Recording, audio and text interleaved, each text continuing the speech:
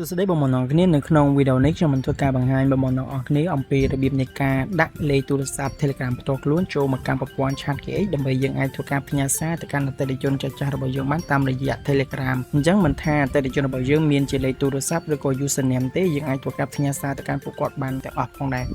ចឹងដើម្បីយើងអាចធ្វើការដាក់លេខទូរស័ព្ទបានជាដំបូងយើងចូលមកកាន់ប្រព័ន្ធ ChatGPT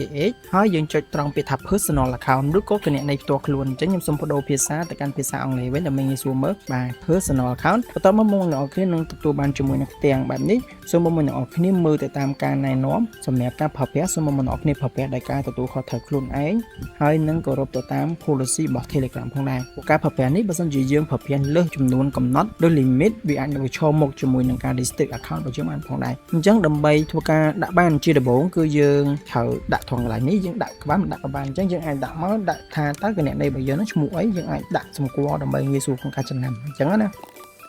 ហើយនេះគឺជាលេខទូរស័ព្ទ Telegram ដែលយើងត្រូវភ្ជាប់យើងវាយជាមួយនឹងលេខបូកអូខេអញ្ចឹងនៅពេលដែលយើងបានបំពេញពីខាងលើហើយយើងនឹងឃើញមានពាក្យថា app API ID ហើយនិង app API hash អញ្ចឹងដើម្បីទទួលបានពីរហ្នឹងគឺយើងត្រូវចុចថងកន្លែងខាងលើនេះ get app API ចុចថងហ្នឹងមកអញ្ចឹងថងកន្លែងនេះគឺយើងត្រូវវាយបញ្ចូលនៅលេខទូរស័ព្ទរបស់យើងដែលយើងបានវាយមិញហ្នឹងអញ្ចឹងខ្ញុំសូមយកលេខនេះមកបាទយើងវាយលេខចូលហើយយើងចុច next បន្ទាប់មក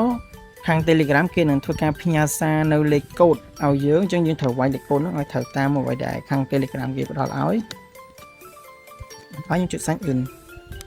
អូខេអញ្ចឹងត្រង់កន្លែងនេះគឺយើងដាក់ឈ្មោះចំណាំមកថាតើ app ដែលយើងចង់ដាក់ហ្នឹងយើងចង់ដាក់ពីអីនិយាយពីអីអញ្ចឹងខ្ញុំអាចនិយាយបានថា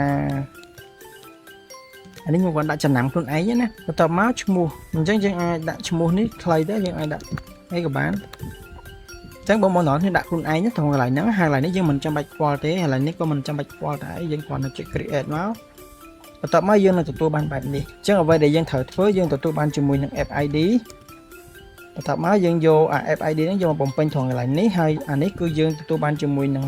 hash ចឹងនេះកុំឲ្យគេដឹងបងប្អូនគ្នាសូមកុំបង្ហាញឲ្យគេដឹងទាំងអស់ហ្នឹងបាទបន្ទាប់មកយើងចុចយកពាក្យថា add account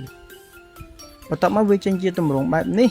យើងអត់ទាន់ប្រើបានទេយើងត្រូវចុចយកពាក្យថា manage បន្ទាប់មកទៀតយើងត្រូវយកពាក្យថា send OTP បាទយើងចុចចឹងមកដើម្បីឲ្យ Telegram verify ជាមួយនឹងយើងម្ដងទៀតដើម្បីយើងយកលេខកូដហ្នឹងយកមកដាក់ចូលទៅក្នុងប្រព័ន្ធដើម្បីធានាបានថាយើងប្រើប្រាស់ស្របទៅតាមគោលការណ៍របស់ Telegram អញ្ចឹងយើងឃើញបែបនេះយើងគ្រាន់តែយកលេខកូដដែលខាង Telegram គេបានផ្ដល់ឲ្យយើងអញ្ចឹងយើងវាយលេខកូដទៅតាមអ្វីដែល Telegram គេផ្ដល់ឲ្យមក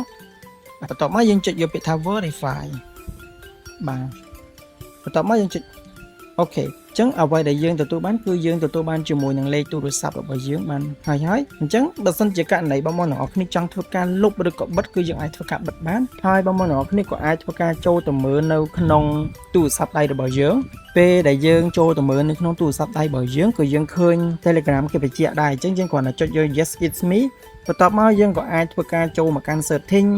ហើយយក device ក៏យើងឃើញជាមួយនឹងឈ្មោះដែលយើងបានបង្កើតផងដែរដូចដែលបងប្អូនទាំងអស់គ្នាបានឃើញអញ្ចឹងគឺមានដាក់ថា chatbot ដែលខ្ញុំបានដាក់មិញហ្នឹងអញ្ចឹងអាហ្នឹងគឺជារបស់យើងអញ្ចឹងបើយើងឃើញបែបហ្នឹងគឺទំនុកចិត្តថាជារបស់យើងដាក់ឈ្មោះអីយើងឃើញហ្នឹងណាអញ្ចឹងកុំភ័យបារម្ភខ្លាចតែគេ hack Telegram យើងគឺអត់មាននរណាមក hack Telegram របស់យើងបានទេ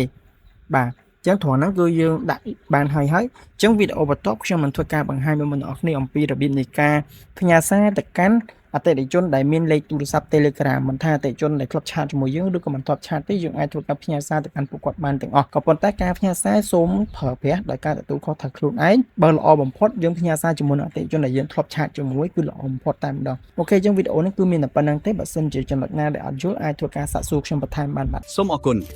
ទំនាក់ទំនងមកយើងខ្ញុំសម្រាប់ព័ត៌មានបន្ថែម Scan QR code នៅទីនេះ